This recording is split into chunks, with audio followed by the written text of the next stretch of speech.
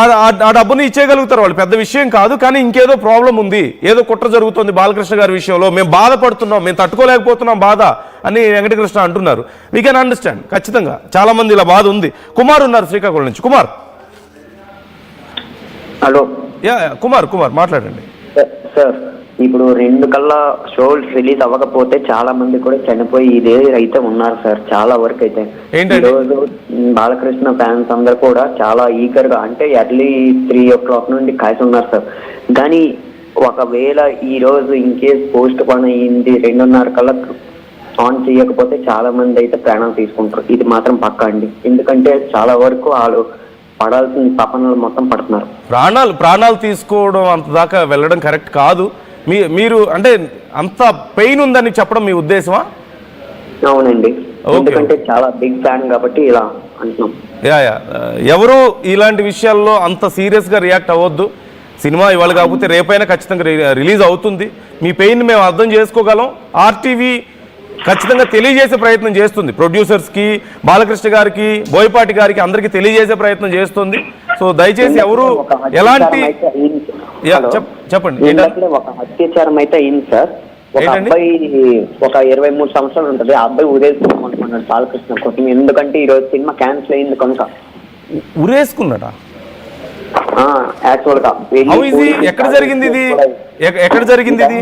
Srikakulam district లో జరిగిందట. Srikakulam district లో ఎక్కడండి? మీకు ఐడియా ఉందా ఏ ఊరు? అంటే రిలీవీజ్ దగ్గర అనేది జరిగిందంట. మా దాకా కూడా టాక్ వచ్చింది. ఆల్మోస్ట్ పలాసలో కూడా ఆల్మోస్ట్ చాలా అయితే పెద్ద గొడవలు అయితే అతను బాగానే ఉన్నాడా? మరి అటెంప్ట్ చేసిన అతను బాగానే ఉన్నాడా? అతను ఇప్పుడు ఐసీయూలో ఉన్నట్టున్నాడు. అతను పర్లేదండి. I'm so sorry to hear that. ఖచ్చితంగా అది చాలా sad news. It's very ట్రాజిడిక్ incident.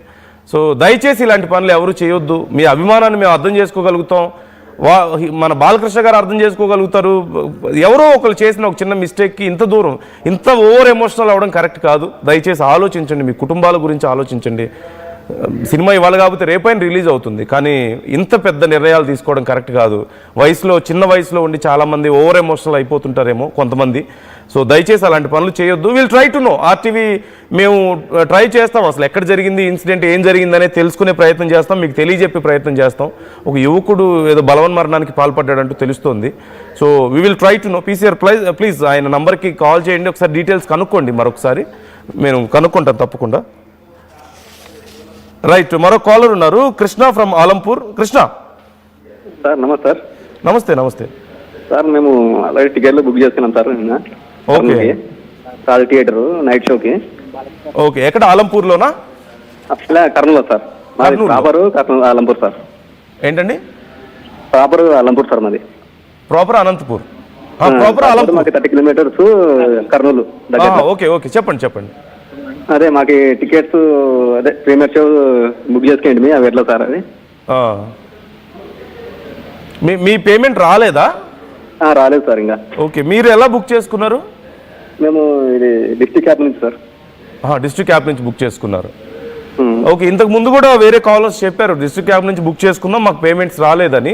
Maybe వాళ్ళు వెయిట్ చేస్తున్నారేమో, అంటే అప్డేట్ ఏదైనా వస్తే ఇవాళ రేపట్లో సినిమా వేయగలిగే అవకాశం ఉంటే వేద్దామని ఏమైనా వెయిట్ చేస్తున్నారేమో. ఆల్రెడీ ఇంకో వ్యక్తికి అది చేసినాం సార్, ఆనంద్కి. అది వచ్చినాయి పైసలు. అర్థం కాలేదు, మళ్ళీ చెప్పండి. వేరే వ్యక్తికి ఒకటి బుక్ చేసేది సార్ టికెట్. ఓకే, కాకుండా మార్నింగ్ షోకి ఈ రోజు అవి వచ్చినాయి. 250 వేసింటే 250 రిటర్న్ వచ్చినాయి. అవి వచ్చేసాయి. మీవి రాలేదు సార్.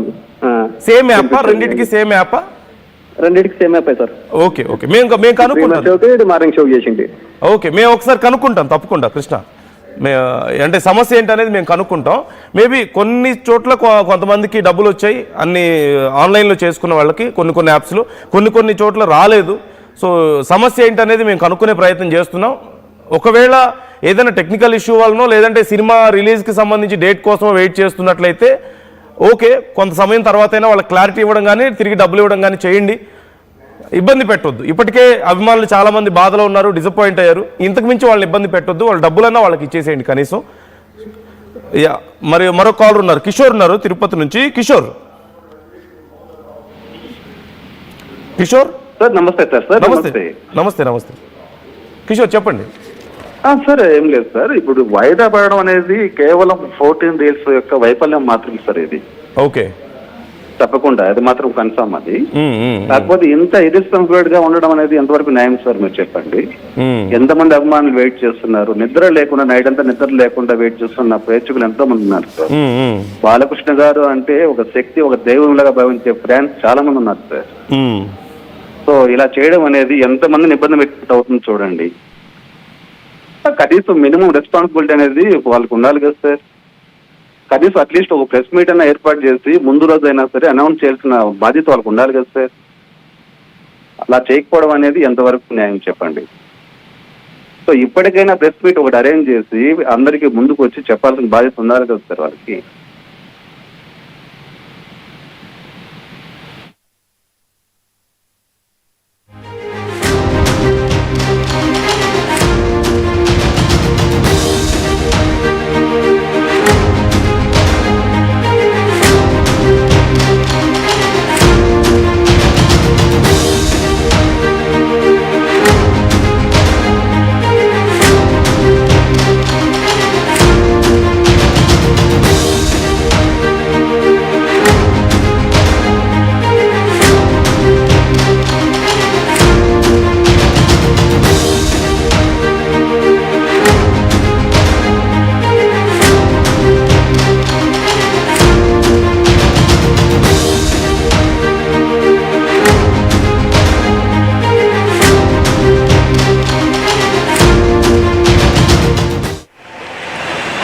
బాబు రెడీ, స్టార్ట్ కెమెరా, యాక్షన్.